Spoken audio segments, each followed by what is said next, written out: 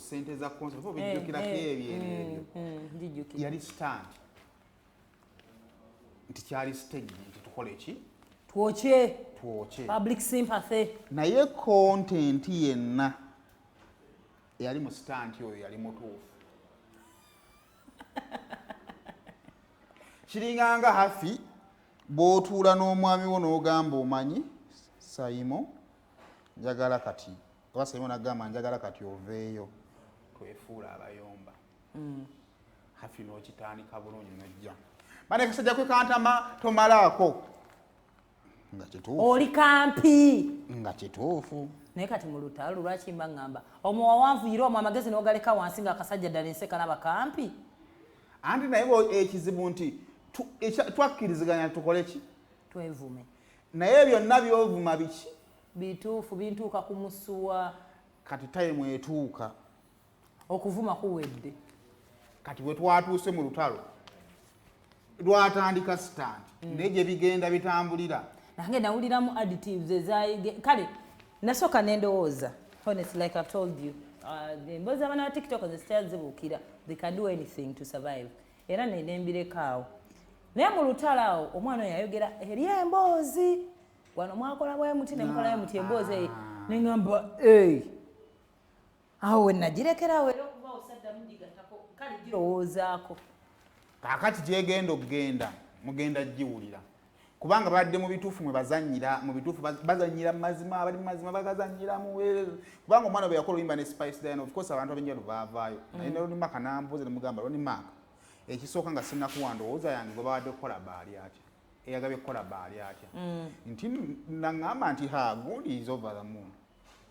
She's happy, she's excited. Oba ntegeera nti yakozeko Oluyimba ne superstar we gwakola ki gwayagala ne mugamba genda n'ekyomuyimbi kyakola ki kyawulira essaawa zino ojja kwogera amazima go naye amazima go gajja kulabikanga empalana singa omuyimbi ayogera otherwise yes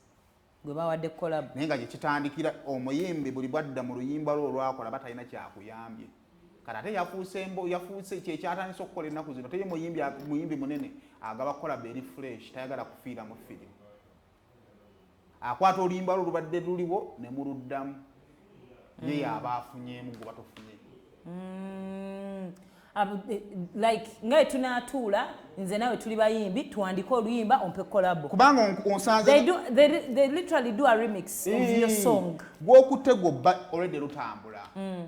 kati ate bw'oluddamu n'olukola remix kitegeeza tolina kyongasse kubanga tosobola kuyimba luyimba original ate n'oyimba ne remix oyimbako kimu onsanze enjoza lwaki odda mu kuyungumuza wali genda okwata eziddugala otandika okwoza tegedde bulungi kati nagenza owuliramu disima mwalikodinga ne remix nga temuŋŋambye ne mumpita buyisi nkole vidiyo kati gye bigenze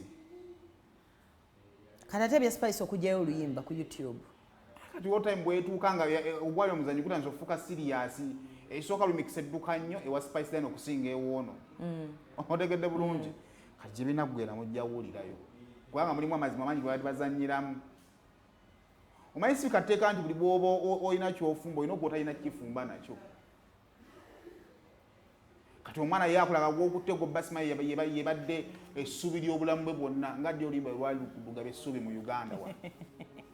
naye ate era baliwo banne abamukkiririzamu bajja okubuukira bakuvumire ate nga bajja because I saw them abagamba wayonoonye wayibuukira oluyimba lw'omwana and then kiri kiye kya statinga which we don't know whether it's a factor but we are going to take it as she says it timwagala ne mukola oluyimba ne muyita buyisi sooka omutuwa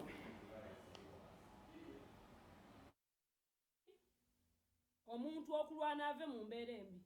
naye ate nga waliyo alwana osigale mu mbeera embi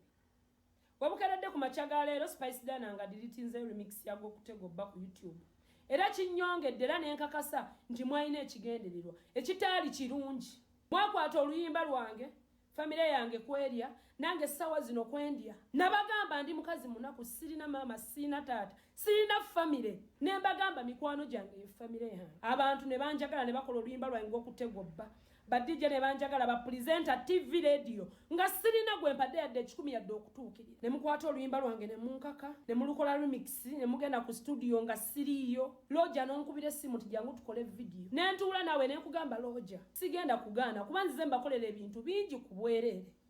nga temulina kye mumpa naye eggwanga limanyi mulina kye mumpa ne neekola obusolosolo bwonna because of Spice Diana nga buli wenjagala njogereko eri ne Spice Diana temumpa budde Looja ngondaga nyambe ggwe naawe omuyimbi mubi gy'oli nga ggwe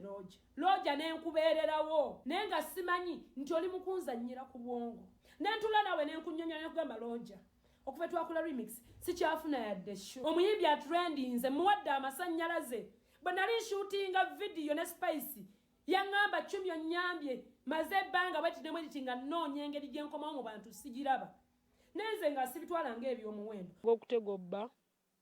mbadde nduyinamu ebirooto bingi mbinamu ebirooto by'okukyusa obulamu bwange nsaba bandiirire miliyoni 3 nga rights zonna ez'oluyimba lwange be bazirina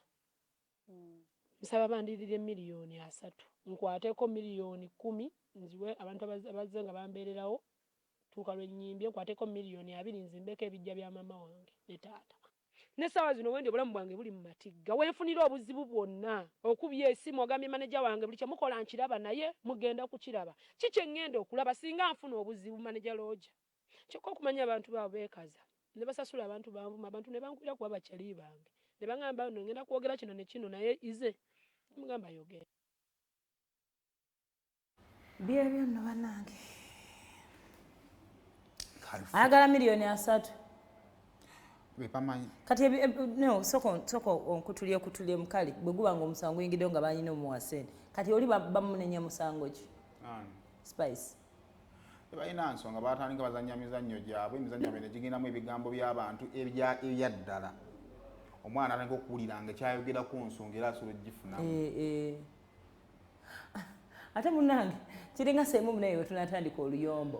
nze ntera olaba ennyimba ku social media oli natandika most especially yalinga ku Snapchat oli natandika oripostinga bye bamugamba semu wetandika olutalo naawe abantu twerabira nti tuyina people don't like us out there so kati omuntu ajja mu inbox natandika ogamba oyo hafi ne bwati nakola ne bwati nakola so abantu batandika okupika olutalo lwandibadde lukoma naawe ne lweyongerayo but anyway babadde bamukwano okumala ebbanga ddene ekyo tukirekaawo kale olunaku olwayo Churchill alina press conference Makerere ku ssaawa 3 yaki yannyonnyodde eri ku ki